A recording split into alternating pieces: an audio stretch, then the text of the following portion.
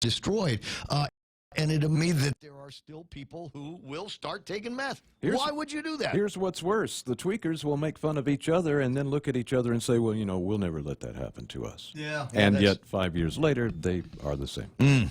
Daryl Taggarty, the GOP is infested with the same old, do what needs to be done to get reelected style of professional politician. Disruptors needed within the GOP as much as within the Dems. All that young and feminine initiative and power, now more concerned with future terms than making progress now. Well, I hear you. I hear you. That's a comment from Daryl Taggarty, and that's why there needs to be the disruptors, and I'm willing to I'm willing to put my name in the hat and see what happens if they'll let me. If they'll let me. The problem that I've got is I got a feeling that the federal laws that would be put in place would require me one way or another to leave the air. And I don't want to leave the air, certainly during the election period. After the election, I can come back and do this all day long if I wanted to. But during whatever the, quote, election period is, this would be considered a promotional use of the media, and I would have to offer equal time to everybody. And frankly, I ain't doing that. So there may have to be some kind of interesting workarounds to get it done. And then the other thing is, I figure maybe if I do it, maybe some other people with like minds will do it as well. And they'll say, all right, I'll do it on one condition. Day one, Inauguration Day. The first thing that we're going to do, and we don't need a law to do this, we can resolve among ourselves over at the legislature. We'll turn it into a part-time gig so that nobody has to worry about losing time at work to get things done at the legislature. So that would be thing number one, followed by thing number two, which would be rolling back the GRT. I'm going to take it to 3. I'm going to bypass 4 completely. I'm going to take that down to 3, and then maybe we'll work on some of the other things that might actually make a difference in people's lives around here. 10 away from top of the hour. I'll be right back. Want to grow your business, start a new venture, or stay ahead of the competition? You can. With Docomo Pacific Smart Business Solutions tailored to your specific needs and ambitions, you can do it all. Partner with a network with best-in-class network coverage, state-of-the-art communication platforms, and a team dedicated to providing you with premium support. Call 688-2677 to start your journey to success today. Docomo Pacific Business, delivering your future today.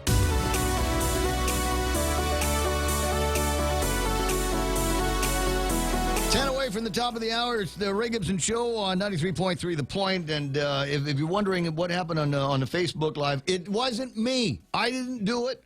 Odd that it happened while we were talking about drugs and political aspirations of yours truly. But I guess we're back on. All the systems seem to be up. We had a power glitch here at the station. Most things seem to be working, but it always concerns me. We got UPSs virtually everywhere here at the station. But the lights go off, and the terminals, the monitors need to be turned back on for a second, and I just go, are we still there, or am I just talking to you? Yeah, you saw me. I was kind of looking back and forth like, where are we? I don't know. But anyway, so yeah, we're back on the thing. Thanks, Hannah. I'm nice to see you there as well. 888-825-5888-TALK. I'm looking because I'm curious about a couple of other possible items in the table of contents that I haven't yet gone over. I should have gone yesterday. Rotary Club, the Wednesday Club, got together, and Joe Bradley was there. Joe is one of my favorite economists, I think it's because I consider him a realist. And some people get depressed after they talk with him about what's going on in the economy because I think he recognizes better than some people that with economist stripes, some of the challenges that we've got. And unfortunately, he says, and I have no place to disagree with him, is that the economy outlook kind of dim right now. There has not been a lot of serious growth in an awful long time here on Guam, and you just kind of wonder what some of the reasons why that is. And he was able to point at it. He said, look, we're not gangbuster Japanese here anymore.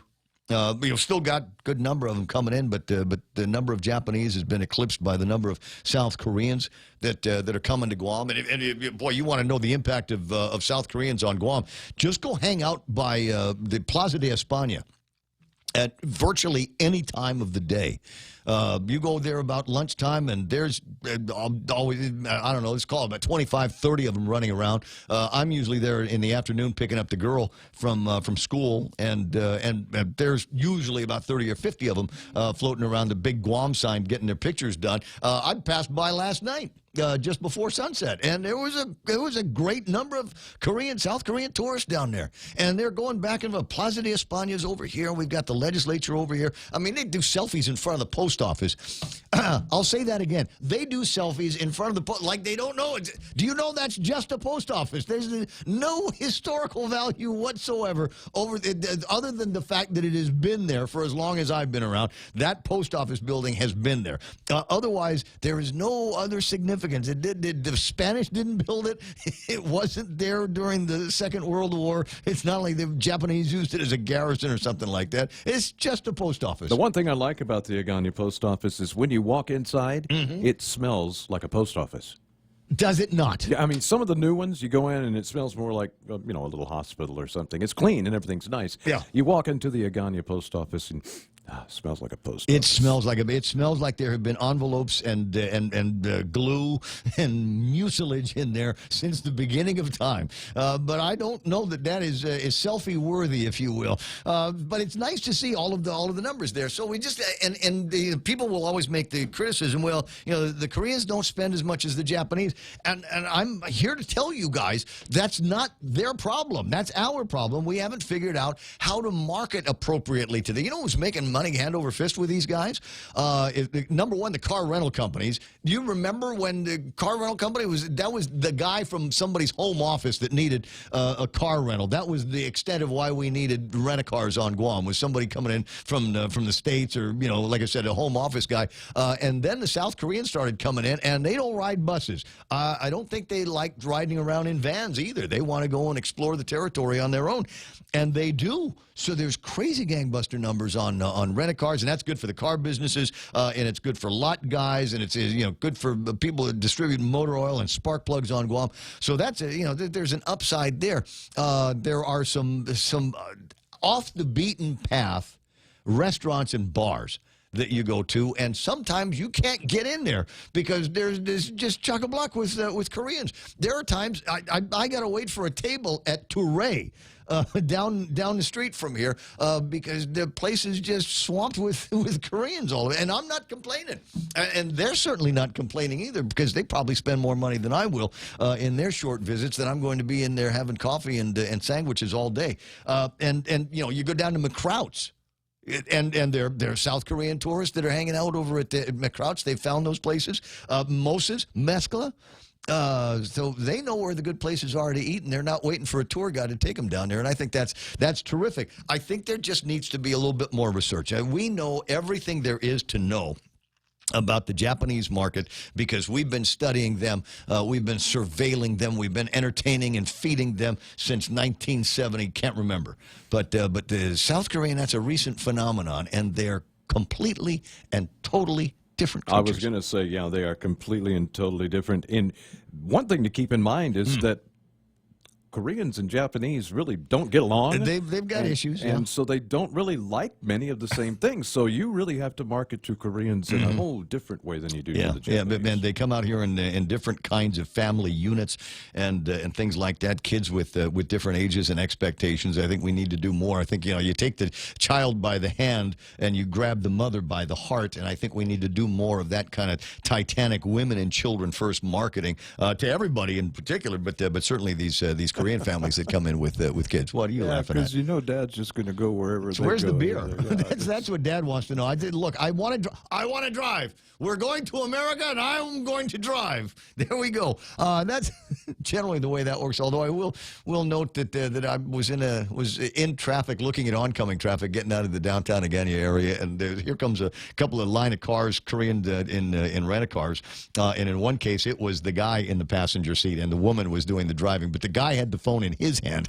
He was the one giving the turn by. Yeah, he was the one doing turn by turns. So I think that's one of the things that we got to understand in this economy. And I'm you've heard my position on minimum wages many times. I think the deal here is if the legislature, and they missed the opportunity completely because they wanted to keep that 5% business privilege tax forever. but you missed an opportunity to make things